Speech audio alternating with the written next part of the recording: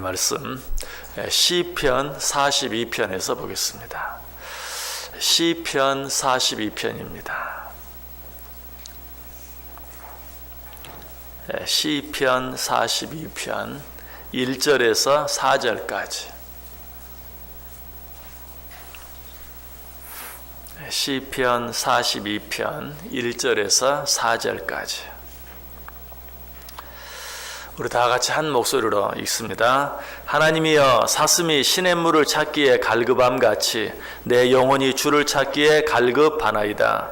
내 영혼이 하나님 곧 살아계시는 하나님을 갈망하나니 내가 어느 때에 나아가서 하나님의 얼굴을 배울까? 사람들이 종일 내게 하는 말이 내 하나님이 어디 있느뇨 하오니 내 눈물이 주야로 내 음식이 되었도다. 내가 전에 성의를 지키는 무리와 동행하여 기쁨과 감사의 소리를 내며 그들을 하나님의 집으로 인도하였더니 이제 이 일을 기억하고 내 마음이 상하는도다. 아멘. 우리 요엘서 생각해 보았는데요. 요엘서 이제 마치고 시편 42편 시편 제2권이 시작되는 장이죠. 이제 시편 제1권 이미 마쳤고요. 시편 제2권 또 같이 생각해 보도록 하겠습니다. 시편 42편 앞에 표제를 보면 고라 자손의 마스길 영장으로 한 노래라고 표제가 붙어 있죠. 이 말은 이 시가 고라 자손이 지은 시이다라는 뜻이 될 수도 있고요. 고라 자손이 보관한 시, 혹은 고라 자손이 편집한 시, 혹은 고라 자손이 부른 시라고도 생각할 수 있습니다.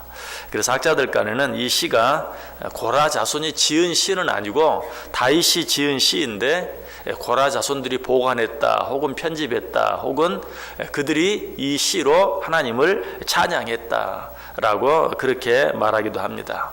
고라 자손은 어떤 자들입니까? 모세가 이스라엘 백성들을 애굽에서 이끌어냈을 때, 그리고 이스라엘 백성들을 이제 지도해서 약속의 땅으로 인도해서 약속의 땅으로 갈 때 고라 자손들이 모세만 지도자냐, 모세의 형 아론과 또 그 누이가 그러했던 것처럼 이 고라 자손들도 그들 스스로 지도자가 되기 위해서 모세를 비판했다가 땅이 갈라져서 그 땅에 삼키움을 당하는 그런 큰 형벌을 받았던 자들이 바로 고라 자손입니다.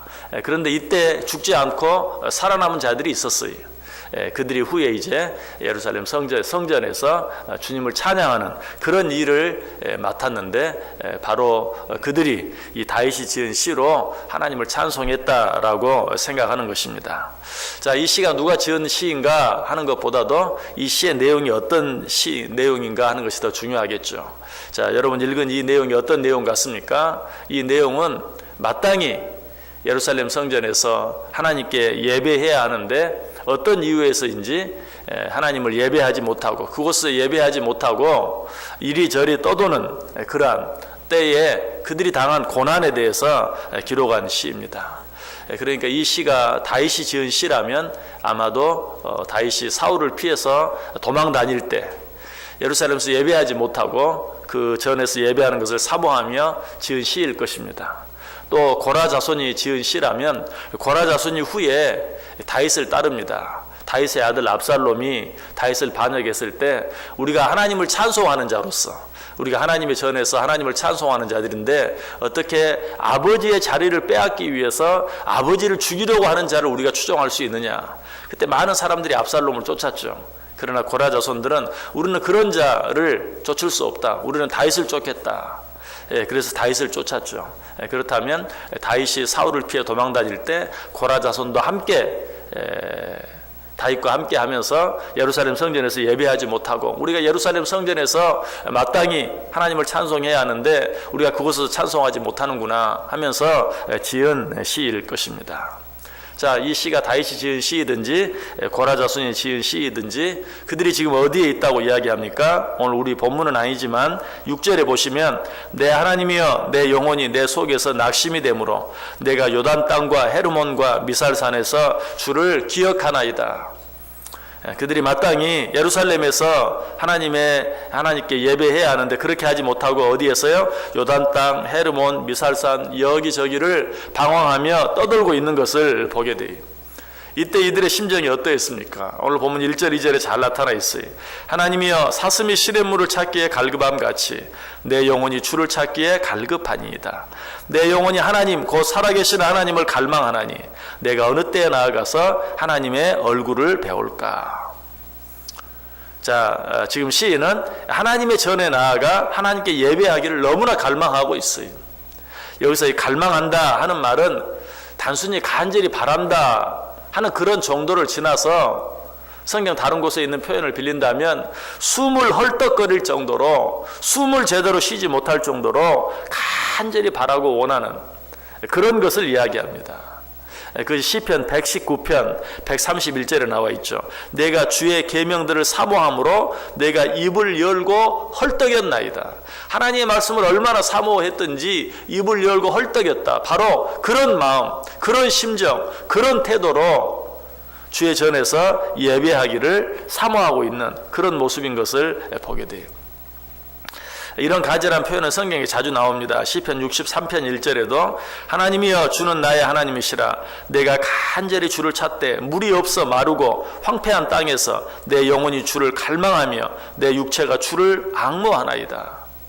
물이 없어 황폐한 땅에서, 이것은 자기 육신의 괴로움을 표현하기 위한 것이 아니라 정말 물이 없어서 목마를 때의 그 갈급함이 얼마나 심한가. 여러분 그런 갈급함을 느껴보셨습니까? 물이 없어서 목이 타는데 마실 물이 없을 때 정말 죽을 것 같은 그런 고통, 저는 그것을 말하고 있어요.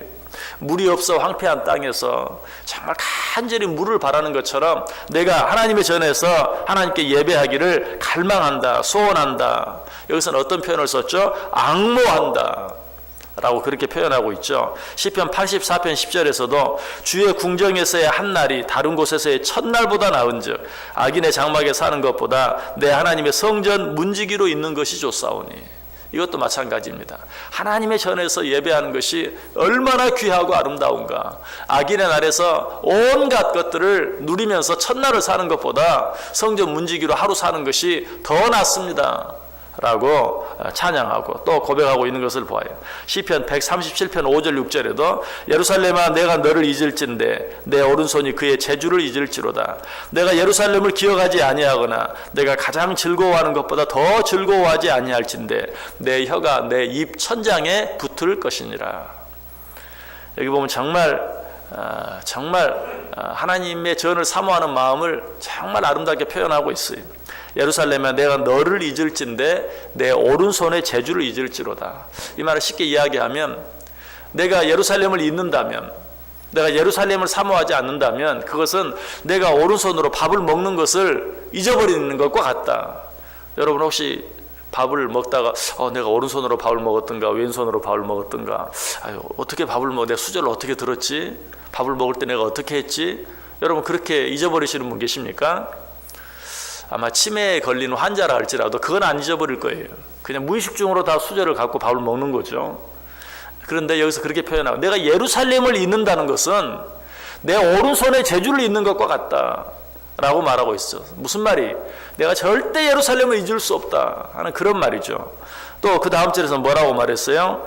내가 예루살렘을 기억하지 아니하거나 내가 가장 즐거워하는 것보다 더 즐거워하지 아니할진대 내 혀가 내 입 천장에 붙을 것이다. 내가 예루살렘을 잊어버린다거나 또 예루살렘에서 예배하는 것을 내가 가장 즐거워하는 것보다 더 즐거워하지 않는다면 내 혀가 입 천장에 붙을 것이다. 아마 여러분 사랑하는 사람에게 이런 표현을 써본다면, 내가 당신을 사랑하는 것을 잊는다면 내 오른손의 재주를 잊을 것입니다. 내가 당신을 사랑하는 것을 잊는다면 내 입 천장이 혀에 붙을 것입니다. 내 혀가 입 천장에 붙을 것입니다 라고 한번 표현해 보세요. 아마 그 사람이 어쩔 줄 모르고 좋아할 거예요. 지금 시인이 그렇게 말하고 있어요. 내가 어떻게 예루살렘을 잊겠습니까? 내가 어떻게 예루살렘 성전에서 하나님을 예배하는 것을 잊겠습니까? 그럴 수 없습니다 라고 표현하고 있는 것을 보게 돼요. 무슨 말이? 정말 하나님의 전에서 하나님을 예배하고 싶습니다. 하나님의 전에서 하나님을 예배하기를 원합니다. 내가 어찌 이것을 잊어버릴 수 있겠습니까? 라고 말하고 있는 것이죠. 여러분, 우리가 마음껏 예배할 수 있는 것보다 더 큰 축복이 없다는 사실을 기억하시기 바랍니다. 예배하고 싶을 때 하나님의 전에 나와서 하나님께 예배할 수 있는 것, 이것보다 더 큰 축복이 없어요. 그럼 우리는 예배하는 일에 최선을 다할 수 있어야 돼요. 언제 어느 때 우리가 이전에 나오길 원하지만 나올 수 없게 될지 몰라요. 언제 어느 때 하나님께 예배하길 원하지만 예배할 수 없는 그런 때가 우리 가운데 찾아올지 몰라요. 마음껏 예배 드릴 수 있을 때는, 또 마음껏 성전에 나올 수 있을 때는 이 일이 때로는 귀찮고 어쩔 때는 힘들게 느껴지고, 아니 좀 더 심하게는 나를 속박하는 것처럼 느껴지기도 하고, 내 자유를 빼앗아가고 내 시간을 빼앗아가는 것처럼 느낄 수도 있어요. 그러나 이전에 나올 수 없게 될 때, 더 이상 예배할 수 없게 될 때, 그때 정말 하나님의 전에 나와 예배하는 것이 얼마나 귀한 일인가 하는 것을 알게 돼요. 우리들도 이 사실을 언제 깨달을 수 있습니까? 혹시라도 건강 때문에 마땅히 하나님 앞에 예배해야 할 시간인데 하나님의 전에 나오지 못하고 예배하지 못할 때 우리는 그걸 느낄 수 있어요. 야, 건강한 몸으로 하나님의 전에 나아가서 예배할 수 있다는 것이 얼마나 큰 축복인가, 얼마나 귀한 일인가 하는 것을 깨닫게 되고 알게 돼요. 그것뿐만이 아니죠. 어떤 전쟁으로 인해서라든지 어떤 사고로 인해서라든지 우리가 하나님 앞에 나와 예배하지 못할 그런 때가 있을 수 있어요. 우리나라 역사를 통해서도 얼마나 그런 일들을 많이 먹입니까? 우리 믿음의 선배들이 일제시대 또 6.25 전쟁들을 통해서 정말 예배하지 못하는, 하나님의 전에 가고 싶은데 가지 못하고 하나님의 전에 나가서 예배하고 싶은데 예배하지 못하는 그런 때가 얼마나 많이 있었습니까? 언제 어느 때 우리에게도 그런 때가 찾아올지 알지 못한다. 우리는 이 일을 생각하면서 예배할 수 있을 때, 하나님의 전에 나올 수 있을 때 하나님의 전에 더욱더 나오기를 힘쓰고 하나님 앞에 나와 예배하기를 힘쓸 수 있어야 된다. 오늘 다윗이 혹은 고라 자손이 정말 하나님 앞에 예배하고 싶지만 하나님께서 뭐라고 말했어요? 너희는 1년에 3차 꼭 하나님의 전에 나와서 하나님께 제물을 드리라, 예배하라 라고 말했는데 그나마도 하지 못하는 그러한 일에 처하게 되었을 때 그 다윗의 심정이, 그 고라 자손의 심정이 얼마나 답답했겠어요. 오늘 그 심정을 이야기하고 있는 것이 하나님이여 사슴이 시냇물을 찾기에 갈급함 같이 내 영혼이 주를 찾기에 갈급하니이다. 내 영혼이 하나님 곧 살아계시는 하나님을 갈망하나니 내가 어느 때에 나아가서 하나님의 얼굴을 배울꼬. 특별히 4절에 보면 이전에 하나님께 예배했던 때를 추억하면서 그때가 얼마나 좋았던가 라고 또 표현하고 있는 것을 보죠. 4절 보세요. 내가 전에 성의를 지키는 무리와 동행하여 기쁨과 감사의 소리를 내며 그들을 하나님의 집으로 인도하였더니 이제 이 일을 기억하고 내 마음이 상하는도다. 특별히 이렇게 앞에서 예배를 인도하고 말씀을 전하는 제가 혹 이런 일을 당한다면, 더 이상 하나님의 전에 나올 수 없는 때, 더 이상 하나님께 예배할 수 없는 때 이런 일들을 만나게 된다면 정말 성도들과 함께 예배하는 이 시간을 기억하면서 그때 그 예배를 인도하고 말씀을 전하는 그때가 얼마나 좋았던 거라고 생각하게 될 것이, 여러분도 마찬가지. 지금 다윗이 고라 자손이 그렇게 하고 있어요. 다윗이 내가 모든 백성들과 함께 하나님께 제사를 드릴 때, 예배를 드릴 때 그때가 얼마나 좋았던 거. 고라 자손들이라면 그때 우리가 예루살렘 성전에서 하나님을 찬양하며 예배했던 그때가 얼마나 좋았던 거라고 회상하며 고통스러워하고 있는 것을 보게 돼요. 자, 먼저 우리 가운데 이런 마음이 있는지 한번 이 시간 확인해 보세요. 나에게 이런 마음이 있는가? 물론 여러분들은 이런 마음이 있기 때문에 이 새벽 시간에 여기까지 나올 수 있었을 거예요. 그러나 혹시라도 이런 마음이 게을러진다면, 나태해진다면 그것이 위기인 줄 알고 어떻게? 주여 주의 전을 사모하는 마음을 내게 주옵소서라고 기도할 수 있어야 돼요. 베드로전서 2장 2절에 말합니다. 갓난 아기들 같이 순전하고 신령한 젖을 사모하라. 갓난 아이들이 어때? 배가 고프면 어때? 정말 자지러지게 울죠. 그런 것처럼 너희도 갓난 아이들 같이 순전하고 신령한 젖을 사모하라. 하나님의 전에 나와 하나님께 예배하며 하나님의 말씀 듣기를 사모하라 라고 이야기하고 있어요. 다윗은 이런 소원을 가지고 있었어요. 시편 27편 4절에 보면 내가 여호와께 바라는 한 가지 일 그것을 구하리니 곧 내가 내 평생에 여호와의 집에 살면서 여호와의 아름다움을 바라보며 그의 성전에서 사모하는 그것이라. 지금 다윗이 내가 간절히 바라는 한 가지가 있다. 그것이 뭐냐? 주의 성전에서 예배하는 것이다. 지금 다윗은 사모하는 마음을 달라고 하나님께 기도하고 있어요. 왜 그랬을까요? 다윗은 알았어요. 하나님의 전에 나아가 예배하기를 사모하는 마음 자체가 은혜라는 것을 알았어요. 만약 사모하는 마음이 없다면 그 영은 이미 병든 거예요. 여러분 혹시 또 역시 몸이 좋지 않아서 건강이 좋지 않아서 밥맛을 잊어버릴 때가 있죠? 여러분 우리가 밥맛을 느낀다는 것, 밥을 먹고 싶다는 것, 그것 자체가 뭐예요? 건강하다는 증거죠. 마찬가지입니다. 하나님의 말씀을 사모할 수 있고 하나님의 전에 나와 예배하기를 사모하는 마음이 있다는 것이 내 영이 건강하다는 증거예요. 그러므로 그런 마음이 없을 때는 주여 사모하는 마음을 주옵소서, 내 속에 사모하는 마음을 주옵소서라고 기도할 수 있어야 돼요.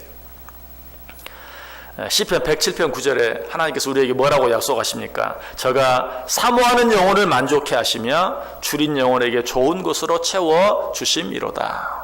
우리 마음속에 사모하는 마음이 있을 때 하나님께서 우리를 어떻게 해주신다고요? 만족해 주신다. 좋은 것으로 채워주시겠다라고 말씀하고 있어요. 우리 속에 사모하는 마음이 있을 때 우리는 좋은 모든 것들을 얻을 수 있어요. 바꿔 말하면 뭐예요? 사모하는 마음이 없으면 아무것도 얻을 수 없어요. 사모하는 마음을 가지시길 바랍니다. 마치 이 말씀은 마태복음 6장 33절 그러므로 너희는 먼저 그의 나라와 의를 구하라. 그리하면 이 모든 것을 너희에게 더하시리라. 이 말은 너희가 사모하는 마음을 가지라. 그리하면 모든 좋은 것을 너희에게 주시겠다라는 말씀과 똑같은 말씀이. 우리 솔로몬 생각해 보았죠. 솔로몬 어때요? 마음속에 간절히 바라는 것이 있었어요. 지혜를 주옵소서. 정말 그가 지혜를 간절히 사모했을 때 하나님께서 어떻게 했습니까? 그가 구하지 아니한 것까지 채워주시는 은혜. 우리가 하나님을 위해서 무엇인가 간절히 사모하고 바랄 때 하나님께서 그 사모하는 것은 물론이요, 사모하지 않는 것들까지 채워주신다. 말씀을 마칩니다. 여러분 하나님의 말씀을 사모하시길 바랍니다. 하나님의 전에 나와 예배하기를 사모하시길 바랍니다. 하나님은 그런 자와 함께 하시고 그런 자를 만족해 해주시고 그런 자의 영혼을 모든 좋은 것으로 충만하게 해주신다. 이 은혜가 더욱더 하나님의 전을 사모하고 하나님께 예배하기를 사모할 때 저 여러분 가운데 넘칠 수 있게 되기를 주님의 이름으로 간절히 축원합니다.